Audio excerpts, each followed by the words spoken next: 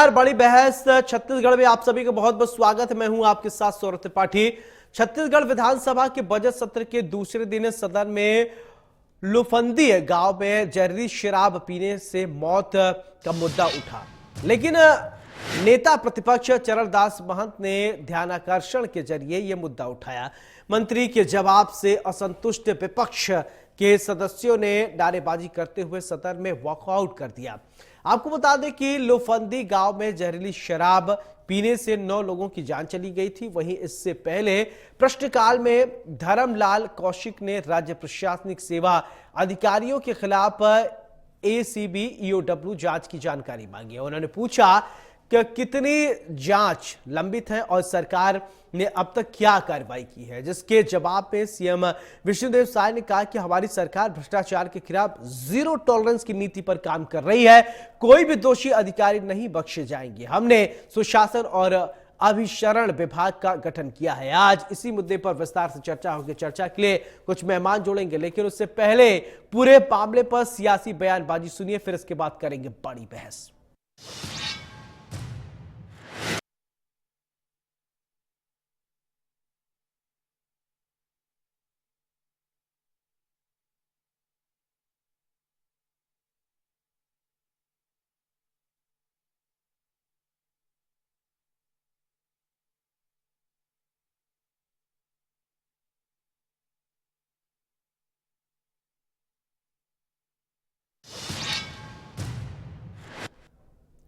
चलिए, हमारे साथ 2 खास मेहमान जुड़ गए हैं। सबसे पहले परिचय, फिर इसके बाद चर्चा की शुरुआत करते हैं। हमारे साथ अजय गंगवानी जी हैं, कांग्रेस के प्रवक्ता हैं, बहुत बहुत स्वागत है। राजकुमार राठी जी हैं, बीजेपी के प्रवक्ता हैं, बहुत बहुत स्वागत है। चर्चा की शुरुआत अजय गंगवानी जी आपसे ही करना चाहूंगा कि सदन के अंदर जहरीली शराब की आवाज एक बार फिर से सुनाई दी है, क्या कहेंगे? देखिए सौरभ जी, महत्वपूर्ण है। ये वही भारतीय जनता पार्टी है जो कांग्रेस के समय विपक्ष में थी और 5 साल तक शराब पे राजनीति करती रही। महत्वपूर्ण बात यह है कि आपकी नैतिक जिम्मेदारी है कि इस प्रकार से जहरीली शराब का वितरण न हो। जिस प्रकार से हमने देखा कि बिलासपुर के लोफंदी गांव में लगातार जहरीली शराब पीने से मौत हो रही है, इसकी पूरी नैतिक और प्रशासनिक जिम्मेदारी वर्तमान शायद सरकार की है। और देखिए, चरित्र इनका देख लीजिए कि एक तरफ ये शराबबंदी की बात करते हैं, अभी 15% शराब की दर वृद्धि की गई है। 13 महीने में 3 बार शराब की आबकारी नीति में परिवर्तन किया गया। दूसरी सबसे महत्वपूर्ण बात सौरभ जी, आज FL10 और FL10B, FL10 के 10 लाइसेंस और FL10B के 12 लाइसेंस, ये जो निर्माताओं से इनका एक टाइप किया गया था, एग्रीमेंट बनाया गया था, उनके साथ अनुबंध किया गया था। आज डायरेक्ट अनुबंध को कैंसिल करके सीधे शराब निर्माताओं से शराब की खरीदी की जा रही है। इसका सीधा कारण है मोटी कमीशन और भ्रष्टाचार। महत्वपूर्ण बात यह सौरभ जी की इसी नीति के आधार पर दिल्ली में आप सरकार की यही आबकारी नीति लागू थे। इस पर ईडी कार्रवाई करता है, आपके वरिष्ठ मंत्री को सलाखों के पीछे ढकेल दिया जाता है, लेकिन वही आबकारी नीति व्यक्तिगत फायदे के लिए, कमीशन खोरी के लिए, भ्रष्टाचार के यहाँ लागू किया जाता है। ये वही भारतीय जनता पार्टी है जो 137 साल पुरानी शराब की आबकारी नीति परिवर्तन करके शराब का बिक्री का संस्कारीकरण करते हैं। छत्तीसगढ़ के इतिहास में पहली बार शराब के अहाते का ठेका 74 लाख में बेचा जा रहा है। ये वही भारतीय जनता पार्टी है जिनके वरिष्ठ मंत्री प्रेम प्रकाश पांडे स्पष्ट रूप से मंत्रिमंडल की बैठक में आरोप लगाते रहे कि शराब की बिक्री से आने वाला 1500 करोड़ की कमीशन आखिर किसके जेब में जा रही है। ये वही भारतीय जनता पार्टी है जो शराब से मिलने वाले 400 करोड़ के राजस्व को 5000 करोड़ पहुंचाती है।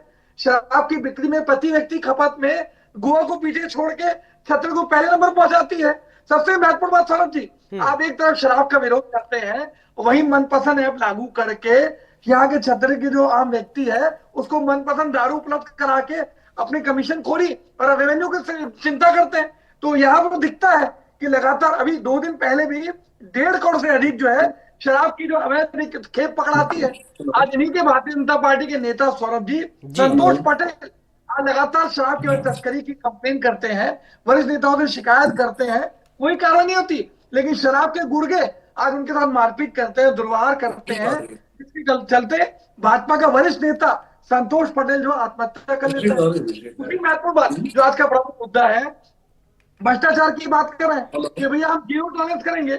हमने देखा कि बस्तर में एक संवेदनशील पत्रकार जो 42 करोड़ की सड़क थी जिसको बढ़ा के 155 करोड़ किया गया, बिना सड़क कंप्लीट होकर भुगतान किया गया, वो बेचारा ठीक पत्रकार है। जब उस पूरा पर्दाफाश करता है उसकी हत्या कर दी जाती है। ठीक है। आखिरी महत्वपूर्ण बात सरोज जी, बात कह रहा हूं, आज कवासी लखमा, आज दंतेवाड़ा में एक ही नाले पे 3-3 पुल बिना टेंडर के, बिना प्रशासनिक अनुमति के, बिना बजट के प्रावधान के बनाए जाते हैं। और जब वो प्रश्न उठाया जाता विधानसभा में, आज अधिकारी पे ठेकेदार पे कोई कार्रवाई नहीं होती, लेकिन हमारे कवासी लखमा के घर पे ईडी भेज दी जाती है। ठीक है। तो ये तो जीरो ठीक है सर, ठीक है जज, ये राजकुमार जी से भी प्रतिक्रिया ले लेता हूं। राजकुमार जी, सदन के अंदर जहरीली शराब का मुद्दा उठाया जा रहा है, पहले आप प्रतिक्रिया दीजिए और अजय जी ने कई आरोप भी लगाए, उन आरोपों का जवाब भी दीजिएगा।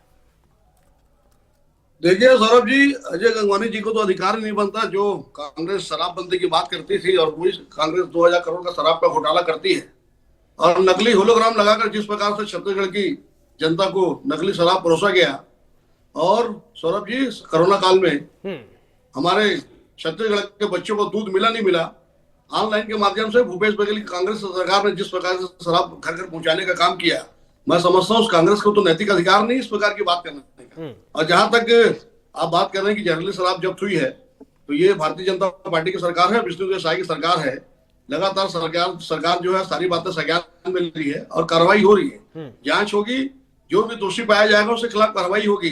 कांग्रेस को चिंता करने की आवश्यकता नहीं है, क्योंकि कांग्रेस जिस वादे के आधार पर प्रदेश में सरकार बनाने का काम की कि प्रदेश में कांग्रेस सरकार बनेगी तो शराबबंदी करेंगे, शराबबंदी तो नहीं, शराब के नाम पर 2000 करोड़ का घोटाला हुआ। इनके आबाकारी मंत्री, पूर्व मंत्री जो है शराब मंत्री कवासी लखमा जी जेल में है, और उन्होंने शराब को किस प्रकार से प्रमोशन देने का काम किया था सौरभ जी। उन्होंने कहा था, एक उनका बयान आया था कि छत्तीसगढ़ का आदमी जब तक शराब नहीं पीता अच्छा महसूस नहीं करता है, उसकी थकावट दूर नहीं होती है। इस प्रकार का बयान छत्तीसगढ़ का शराब मंत्री, आबाकारी मंत्री देता है और छत्तीसगढ़ में शराब को प्रमोशन देने का काम करता है। ये कांग्रेस के लिए दुर्भाग्य का विषय है सौरभ जी। अगर घर का कोई भी व्यक्ति शराब पीता है तो प्रताड़ित महिला होती है। क्या जेठ शराब पिए, क्या पति शराब पिए, क्या ससुर शराब पिए, क्या देवर शराब पिए, कोई भी शराब पीता है व्यक्ति तो प्रताड़ित महिला होती है। और महिलाओं ने शराबबंदी के झांसे में आकर के कांग्रेस इस प्रदेश में सरकार बनेगी तो शराबबंदी होगी, कांग्रेस को वोट देने का काम किया। बड़ी संख्याओं ने महिलाओं ने लाइन लगकर जो 2018 के चुनाव में कांग्रेस को विजयी बनाने का काम किया, और उसी कांग्रेस ने शराबबंदी तो नहीं किया, शराब के नाम पर 2000 करोड़ का घोटाला करने का काम किया। हमारे अजय गंगवानी जी अभी बड़ी बड़ी बातें कर रहे हैं, इनको तो नैतिक रूप से जो है बोलने का अधिकार नहीं है। लगातार कांग्रेस के 5 साल के शासन में कितने हजार लोगों की मौत हुई है, नकली होलोग्राम लगाकर जिस प्रकार से शराब की बिक्री हुई। 90% शराब जो है अवैध रूप से बिकती थी सौरभ जी, 10% जो है राजस्व सरकार को मिलता था। अगर 90% राजस्व सरकार के खाते में आता तो छत्तीसगढ़ में विकास की गंगा बहती। इन्होंने इंफ्रास्ट्रक्चर के क्षेत्र में एक काम नहीं किया, विकास की एक ईंट नहीं रखी, न एक अंडरब्रिज, न एक ओवरब्रिज, एक फ्लाईओवर बना। आज जितने भी निर्माण दिख रहे हैं ये भारतीय जनता पार्टी के डॉक्टर रमन सिंह के कार्यकाल के दिन है। ठीक है आज प्रदेश में और देश में आप देखेंगे राजकुमार जी, अजय जी देखिए, ठीक है फ्लाईओवर जितने बने हैं ये सब छत्तीसगढ़ सरकार की ठीक है आपकी बात आ गई। अजय जी मेरा सवाल आप, ठीक है राजकुमार जी आपकी बात आ गई। अजय जी मेरा सवाल आपसे, देखिए राजकुमार जी भी ये कह रहे हैं कि कार्रवाई होगी, मुख्यमंत्री भी कह रहे हैं जो भी दोषी अधिकारी होंगे बख्शे नहीं जाएंगे, कार्रवाई होगी। कार्रवाई की बात तो कह रहे हैं, वो उन्होंने डिनाई नहीं किया है कि हम कार्रवाई नहीं करेंगे। देखिए मैं तो स्पष्ट कह रहा हूं सौरभ जी, आपका लोकप्रिय चैनल है, आपके लाखों दर्शक इस चैनल को बहुत शौक से देखते हैं। महत्वपूर्ण बात है कहना और करना, आपकी नियत, नीति, मंशा आपकी बातों से मैच नहीं कर रही। आप स्पष्ट रूप से दिखा देंगे। पिछले, आप वरिष्ठ पत्रकार हैं सौरभ जी, पिछले विधानसभा सत्र में पूरे जोर शोर से मामला उठा कि भैया दंतेवाड़ा के एक ही नाले पे 3-3 पुल बनाए जा रहे हैं बिना टेंडर के, बिना प्रशासनिक अनुमति के, बिना बजट के। आज लगातार चर्चा के बाद जो तत्कालीन इनके नगरीय निकाय मंत्री थे अनूर साहब जी, कोई कार्रवाई नहीं करते, ना ठेकेदार पे कार्रवाई की गई, ना अधिकारियों पे कार्रवाई की गई। तो दिखाने के लिए कर रहे हैं। दूसरा स्पष्ट रूप से दिखता है कि मंत्रालय में आज वर्तमान मुख्यमंत्री के भांजे खुलेआम भ्रष्टाचार की दुकान खोल के रखते हैं। आज तहसीलदार संघ के अध्यक्ष हैं, वो यहाँ के जो राजस्व मंत्री हैं स्पष्ट रूप से कहते हैं 137 जो तहसीलदार हैं उनके ट्रांसफर में लाखों रुपए की रिश्वत राजस्व मंत्री ले रहे हैं। जब तहसीलदार संघ अध्यक्ष आरोप लगा रहे हैं, इससे बड़ा प्रमाण हो सकता है क्या? हमने देखा कि नांदगांव में जो पुलिस भर्ती परीक्षा हो रही है, किस प्रकार से कमीशनखोरी, भ्रष्टाचार हो रहा है। बेंगलोर की कंपनी लगातार भ्रष्टाचार में लिप्त पाने के बाद अन्य भर्तियों फिर से उसी कंपनी को ठेका दिया जा रहा है। तो ये दिखता है कि कहने के लिए आप कुछ कर रहे हैं, करने के लिए कुछ। दूसरी महत्वपूर्ण बात है विधानसभा सत्र में सौरभ जी, इन्हीं के अनुज शर्मा, इन्हीं के धर्मलाल कौशिक, इन्हीं के सुशांत शुक्ला, इन्हीं के नेता राजेश मूणत। तो ये दिख रहा था कि पिछले विधानसभा सत्र में वर्तमान भारतीय जनता पार्टी के विधायक, इन्हीं के मंत्री सरकार को घेरने का प्रयास करते हैं। तो दिखता है कि 15 महीने की शायद सरकार से न केवल विपक्ष, आज इनके ही नेता परेशान है। दूसरी महत्वपूर्ण बात मैं कहना चाह रहा हूं कि ये राजकुमार राठी जी बड़े बड़े दावे कर रहे हैं। जब रमन सरकार थी तो यहाँ के जो मैन्युफैक्चरर थे, आज उनको बिना मापदंडों के पालन करके IMFL, Indian made for liquor का लाइसेंस दिया गया। 2012 से 2017 तक 35 से 40% छूट देके 4400 करोड़ का घोटाला तत्कालीन नमन सरकार शराब का करती है। दूसरी महत्वपूर्ण बात है, अगर आप शराब के विरोधी थे तो आखिर 137 साल पुरानी आबकारी नीति परिवर्तन क्यों किया जा रहा है? डायरेक्ट मैन्युफैक्चरर को खरीद के क्यों कमीशन भ्रष्टाचार किया? आखिरी महत्वपूर्ण बात कह रहा हूं, मुंद्रा एयरपोर्ट आज 20,000 करोड़ रुपए की ड्रग्स पकड़ाती है, क्या कोई केंद्र सरकार कार्रवाई करता है?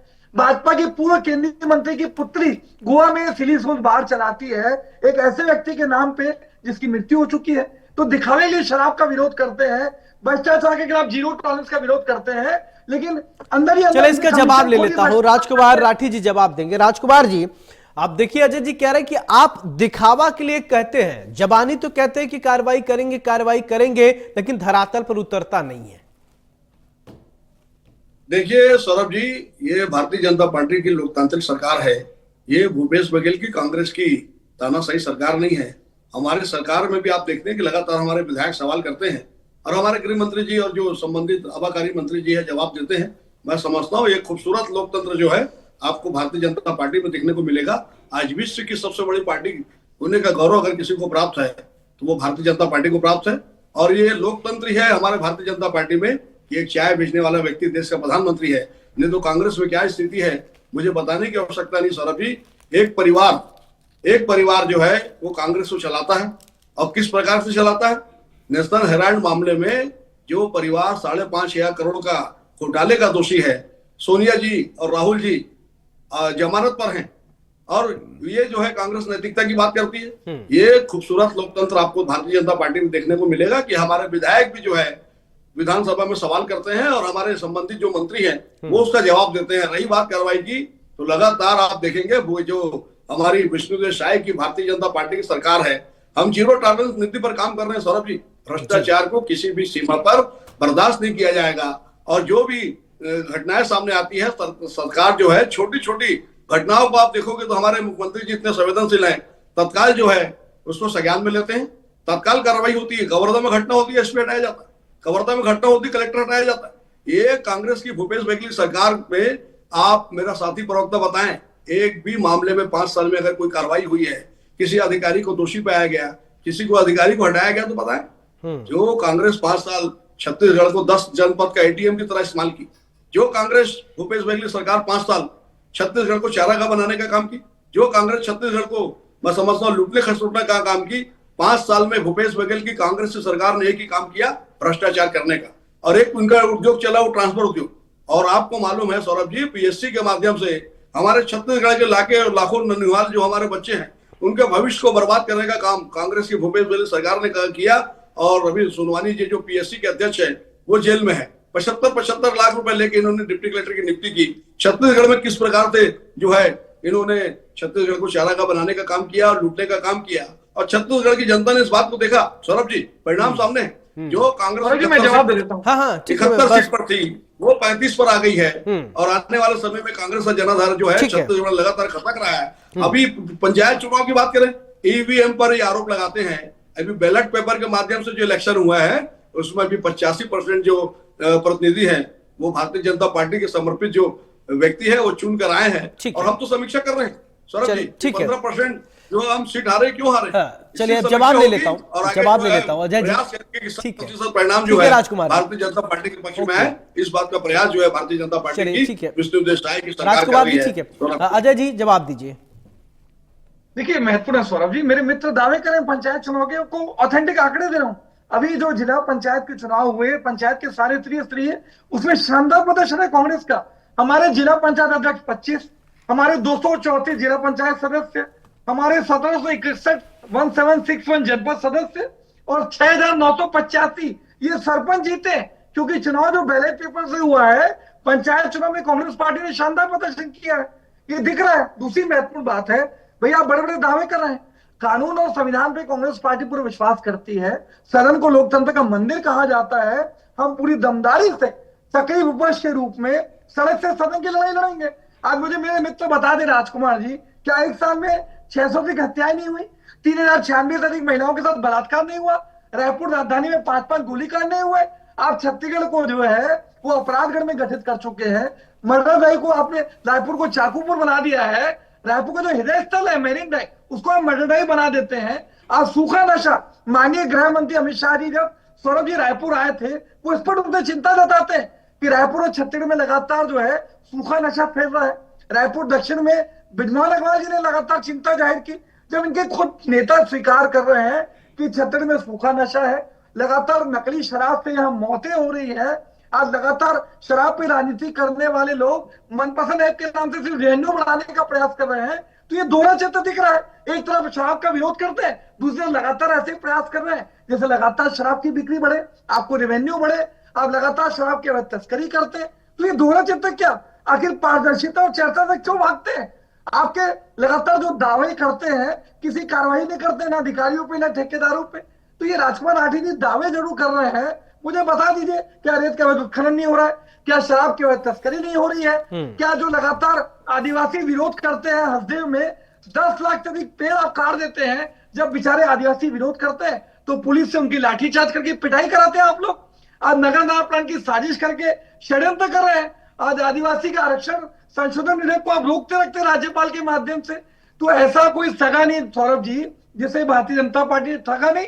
ये रिमोट कंट्रोल की सरकार चला रहे हैं, कठपुतली की सरकार चला रहे हैं। ये चलिए जवाब ले लेता हूं इसका, इस बात के राजकुमार जी, रिमोट कंट्रोल की सरकार, कठपुतली की सरकार, ये बात मुझे थोड़ी समझ में नहीं आई। अब इसका जवाब आप खुद ही दीजिए। देखिए सौरभ जी, इस प्रदेश में 1.25 साल से विष्णु का सुशासन चल रहा है और जिन जिन वादों को लेकर इस प्रदेश में भारतीय जनता पार्टी सरकार बनी, क्या 21 क्विंटल धान की खरीदी की बात करूं, क्या महतारी बंधन योजना के माध्यम से 70 लाख महतारी को आर्थिक और सामाजिक रूप से सशक्त बनाने की बात हो, क्या 2 साल के बकाया बोनस की बात जो कांग्रेस ने अपने घोषणा पत्र में पिछले 2018 के चुनाव में कही थी कि भारतीय जनता पार्टी का 2 साल का बकाया बोनस है, वो भी जो है कांग्रेस सरकार देगी। कांग्रेस की सरकार ने 2 साल का बकाया बोनस तो नहीं दिया, उल्टा जो 400 रुपए राज्यांश होता था, 2100 रुपए केंद्र सरकार देती थी सौरभ जी, जो 400 रुपए लाभांश होता था, उसको भी जो है राज्य सरकार हमारे अन्नदाता किसानों को 100 रुपए करके 4 किस्तों में तरसा के देती थी।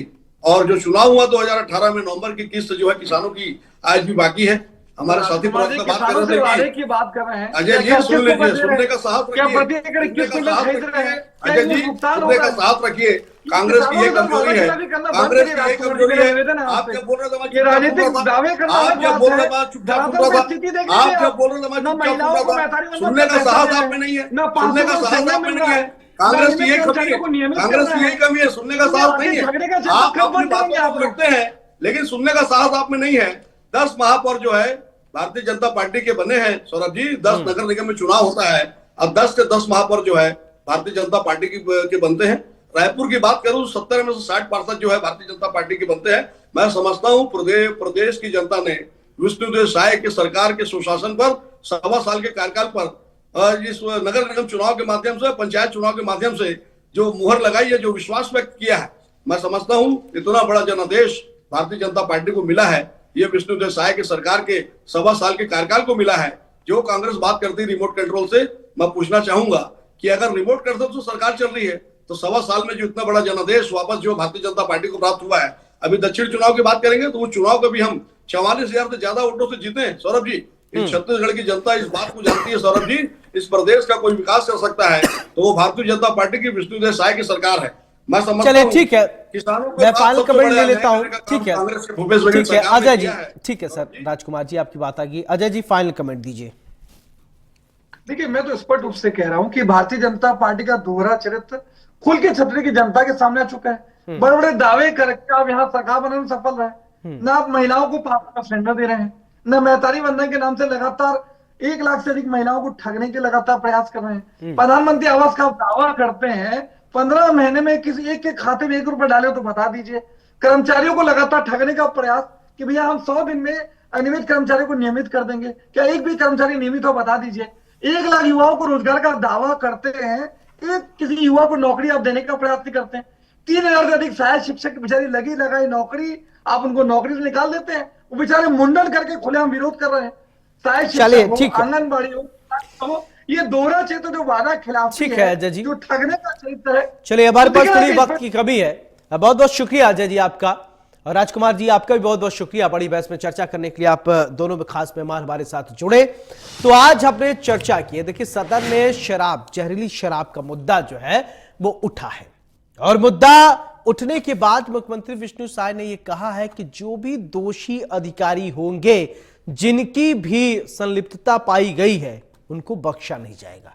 मुख्यमंत्री साफ तौर पर यह कह रहे हैं कि यह जीरो टॉलरेंस की सरकार है, गलत करने वाले का अंजाम ठीक नहीं होगा। अब वैसे भी शराब की बोतल पर भी लिखा होता है कि शराब पीना स्वास्थ्य के लिए हानिकारक है, और जहरीली शराब जो पीते हैं वो तो बहुत ज्यादा हानिकारक है। कितने लोगों की मौत भी हुई है, आंकड़े आप खुद जानते हैं। और अब देखना होगा कि किन किन अधिकारियों पर गाज गिरती है। बड़ी बहस में मेरे साथ फिलहाल इतना ही। नमस्कार।